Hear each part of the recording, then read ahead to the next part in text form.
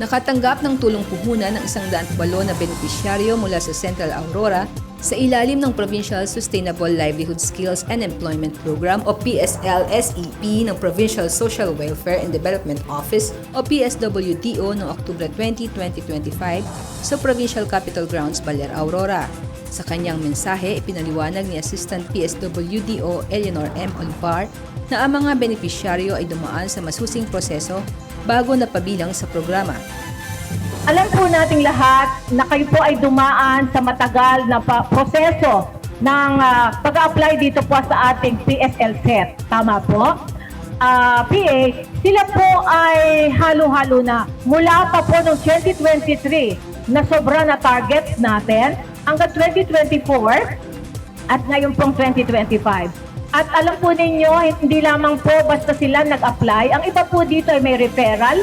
Ang iba naman po ay walk-in. Karamihan po sa kanila ay walk-in na kung saan ito ay narinig nila noon sa radio o kaya po ang pagkakaroon natin ng orientation sa iba't ibang munisipyo at ibang mga pagkakataon kung kaya't nakilala nila ang PSL SEP. At hindi po dito magtatapos sa pagbibigay ng ating pong mga financial assistance, kundi po tayo ay magsasama-sama sa kadahilanang tayo po ay i-monitor. Ano po? Ang monitoring po ay huwag niyong mamasabayin sapagkat ito po ay katuwang upang mas matulungan pa kayo at mapalago pa ang ating mga hanap buhay. Kabilang dito ang intake interview, business management seminar, para matukoy kung sila ay tatanggap ng grant o loan assistance mula sa pamahalaang panlalawigan ng Aurora. Aniya, ang PSLSEP ay dating kilala bilang SEAC o Self-Employment Assistance Program ng DSWD, ngunit sa kasalukuyan ay lokal na pinatutupad ng pamahalaang panlalawigan upang matulungan ang mga Auroreño na magkaroon ng pangkabuhayang mapagkukunan. Samantala, binigyang diin naman ni Provincial Administrator Sherwin H. Taay ang layunin ni Governor Isidro Cid Galban na bigyan ng oportunidad ang mga mamamayan na matutong mangisda sa halip na bigyan lamang ng isda na nangangahulugang tulungan silang maging self-sustaining. Kasi po yung short-term ayuda, binigay lang na ubos na. Pero ito po, in-assess po kayo, matagal-tagal na po yung proseso, palagay ko po, yung maibibigay na puhunan sa inyo ay magagamit niyo po talaga to sustain your livelihood. Ano po, yung source ng inyong kabuhayan. Kaya sana po, pagyamanin niyo po ito at gawing inspirasyon para po mas lalo po makatulong sa inyong pamilya. Ano po? Kasi ngayon, ayuda ng ayuda ang gobyerno. Pag natapos po at may nabalitaan ulit tayong ayuda, sasabihin na naman natin, sana all! Oo na naman. Hindi naman kaya, no? Hindi kayang bigyan lahat.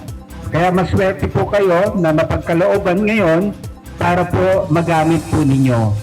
Hinikayat din niya ang mga benepisyaryo na gamitin ng tama ang tulong puhunan para sa kanilang kabuhayan at hindi sa iba pang layunin.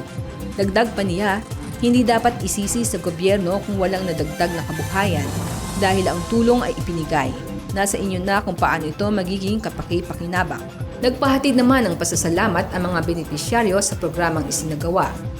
Talagang napakahalaga po ito kasi napakalaking tulong po sa amin, lalo't-lalo na po sa pamilya po namin, sa pag-aaral po ng aking mga anak, sa pang-araw-araw po namin pangangailangan, ma'am. Napakalaking tulong po ito talaga, yung magkaroon po ng puhunan. Kami po ay isang beneficiary ng tulong puhunan dito po sa provincial. Nagpapasalamat po kami dahil sa pagbibigay sa amin ng tulong puhunan ng ating gobyerno para po mai-sustain po namin yung hanap buhay namin. Gusto kong pasalamatan ng ating mahal na Gobernador Cid Galban, pamunuan ng PSWD, kasi napakahalaga po sa akin na ako'y nabigyan ako ng pagkalooban. Isa ako sa pinalad na mapagkalooban nitong pangkabuhayan tulong. Kasi malaking bagay ito, pandagdag namin pa doon na nagbabay and sell kami ng mag-asawa ng bigas. Sana naman mapalawig itong perang ito para sa kinabukasan namin. Ang mga anak na nag-aaral sa Ascot, puro college na sila.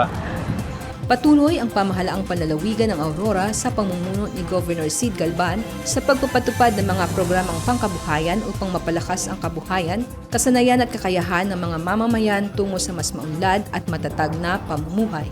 Ako si Lynn Robles, nag-uulat para sa PGA in Action, all-out serbisyo ng Kapitolyo para sa publiko.